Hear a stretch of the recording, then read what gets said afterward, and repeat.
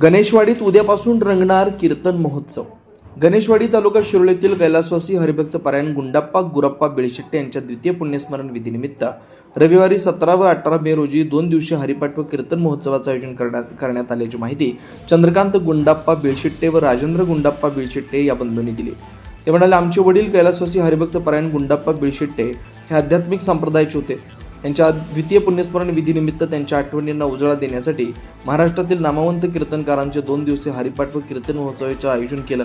यामध्ये रविवारी 17 रोजी सायंकाळी 5 वाजता हरिपाठ व सायंकाळी 7 वाजता झी टॉकीज फेम पुण्याचे युवा कीर्तनकार गोसेवक हरिभक्त पारायण नेहाताई भोसले साळेकर यांचं सुश्राव्य कीर्तन होईल। सोमवार 18 रोजी सायंकाळी 5 वाजता हरिपाठ, सायंकाळी 7 वाजता आळंदी पुण्याचे स्वरभास्कर श्री हरिभक्त पारायण अनिकेत महाराज बांगर यांचं सुश्राव्य कीर्तन होईल।